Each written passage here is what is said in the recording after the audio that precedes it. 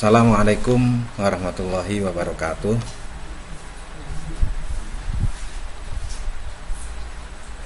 Oke, terima kasih. Apa kabarnya anak-anak semua? Alhamdulillah, luar biasa. Kita masuk lagi ke meeting kali ini. Kita akan mempelajari tentang materi fikih, mata pelajaran fikih. Untuk kelas 8 kita akan mempelajari tentang materi sujud.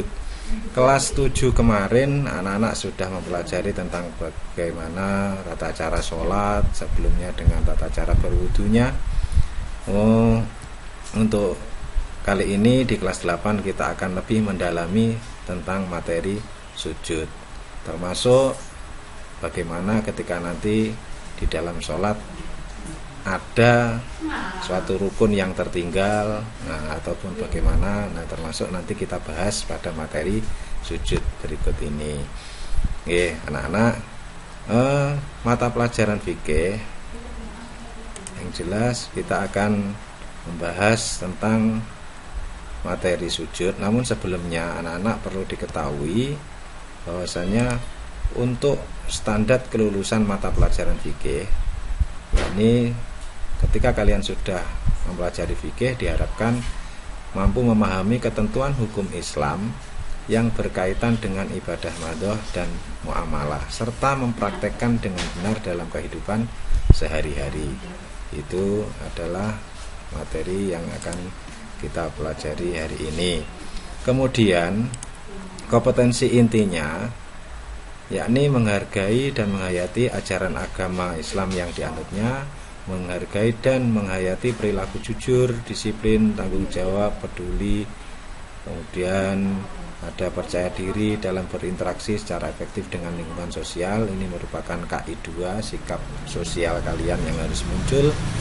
Kemudian untuk KI 3-nya, kalian di pengetahuan mampu memahami dan menerapkan pengetahuan yang sudah kalian pelajari, ya, berdasarkan rasa ingin tahu tentang ilmu pengetahuan, teknologi, seni budaya terkait fenomena atau kejadian yang tampak mata. Kemudian KI 4, kalian harus memiliki keterampilan mampu mengolah, menyaji, dan menalar dalam ranah konkret, yakni menggunakan, mengurai, merangkai, memodifikasi, dan membuat, dan ranah abstrak, yakni dalam artian menulis, membaca, menghitung, menggambar, dan mengarang sesuai dengan yang dipelajari di sekolah dan sumber lain menurut sudut pandang teori. Nah, baik anak-anak, kita masuk pada bab 1 tentang sujud. Coba diperhatikan anak-anak. Nah, di sini tujuan pembelajarannya yakni kalian menunjukkan sikap tunduk, patuh, dan syukur kepada Allah Subhanahu wa Ta'ala, menunjukkan sikap jujur, santun, tawaduk, dan menghormati sesama, memahami pengertian sujud sahwi, sujud tilawah, dan sebab-sebabnya, mengimplementasikan tata cara sujud sahwi, sujud syukur, dan sujud tilawah, serta mempraktekkan tata cara sujud syukur dengan benar. Nah, itu tujuannya. Baik anak-anak, coba nanti harapannya kalian bisa membuat peta konsep, ya, peta konsep pemahaman tentang sujud, baik itu sujud sahwi, sujud syukur, maupun sujud tilawah. Jadi kalau sujud sahwi nanti misalkan di breakdown, sujud sahwi itu pengertiannya seperti apa, hukum-hukum dalilnya sujud sahwi itu apa, kemudian sujud syukur juga demikian, sujud tilawah begitu juga, termasuk sebab-sebab, tata cara, dan juga hikmahnya. Itu mengenai sujud, nanti peta konsepnya kalian bisa membuat seperti itu. Anak-anak, coba kalian perhatikan. Di sini ada gambar. Menurut kalian ini gambar apa? Nah, gambar apa? Sujud. Apa yang membedakan dua gambar ini? Kira-kira? Yang satu gambar sujud, yang dua ini yang gambarnya atlet apa ini? Sepak bola. Iya, atlet sepak bola. Apa yang dilakukan kira-kira itu? Oh iya, sujud syukur, betul sekali. Itu ada yang kenal, ada yang tahu itu siapa itu? Ada yang bisa bilang? Iya, Muhammad Salah, Fatun Naja Liverpool ya. Wah, bagus sekali Fatun Naja, nggih. Iya, betul. Ya, Muhammad Salah. Tepuk tangan untuk Fatun Naja. Kemudian ini ada gambar berikutnya. Apa kira-kira anak-anak? Gambar?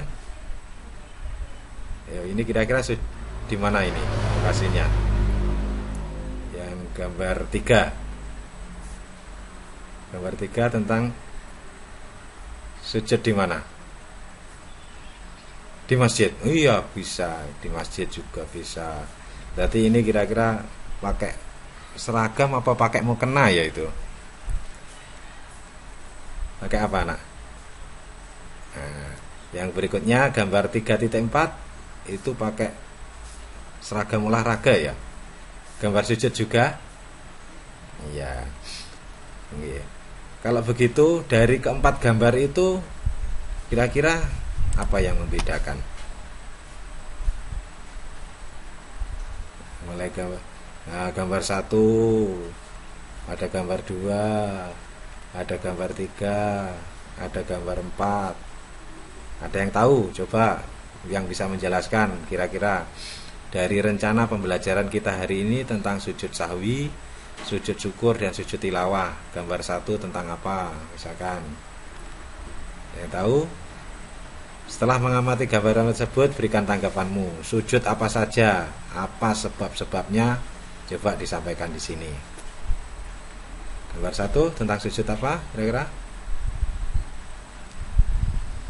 Boleh, silahkan mengusul semuanya. Boleh menanggapi. Gambar 1 sujud apa? Ardina. Gambar 1 sujud apa kira-kira? Atau Ivi? Lungga.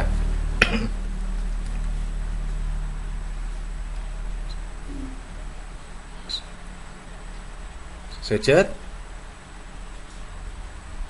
Ada yang mau menambahkan? Kalau yang kedua gambar sujud apa? Tadi ada yang sujud syukur ya. Kalau gambar yang ketiga bersama-sama. Sujud sahwi bisa, boleh. Sujud tilawah? Boleh. Yang keempat itu kira-kira sujud apa?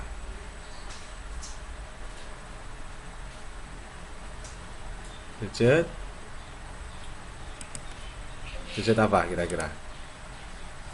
Bersama-sama, misalkan kelas 9 setelah lulusan terus menuju ke masjid, kira-kira sujud syukur. Nggih, terima kasih, sujud syukur. Baik anak-anak, gini. Untuk pembelajaran hari ini dari 4 gambar ini, silakan anak-anak itu mengamati, kemudian silakan anak-anak mencari tahu, berliterasi. Jadi dari bahan bacaan, termasuk yang sudah kalian baca dari buku digital ya, di handphone kan sudah diinstal bukunya, buku fikih kelas 8. Silakan dibaca. Nah, terutama anak-anak, saya ingin fokus pada pembelajaran hari ini. Anak-anak fokus pada materi yang pertama. Materi yang pertama yakni tentang sujud sahwi. Silahkan anak-anak hari ini mempelajari fokus pada sujud sahwi. Nah, bagaimana garis besarnya? Anak-anak silahkan mencari tahu. Untuk pertemuan pertama, silahkan mencari tahu tentang pengertian sujud sahwi itu apa. Baik secara bahasa maupun istilah, silahkan dicari tahu.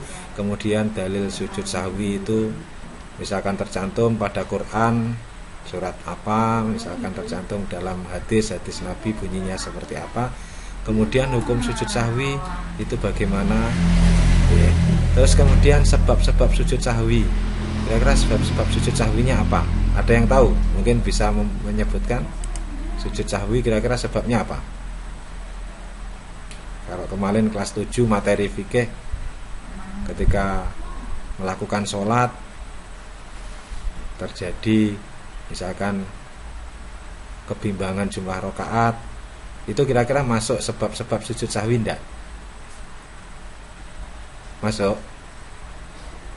Masuk, iya, terima kasih. Silakan nanti anak-anak nggih, silakan dicari tahu sebab-sebab sujud sahwi itu apa saja. Kemudian tata cara sujud sahwi. Bagaimana caranya sujud sahwi? Bagaimana ketika nanti lupa bilangan rakaatnya, bagaimana caranya? Terus bagaimana misalkan meninggalkan sunnah abaatnya? Terus Pak, bagaimana jika ingatnya setelah salam?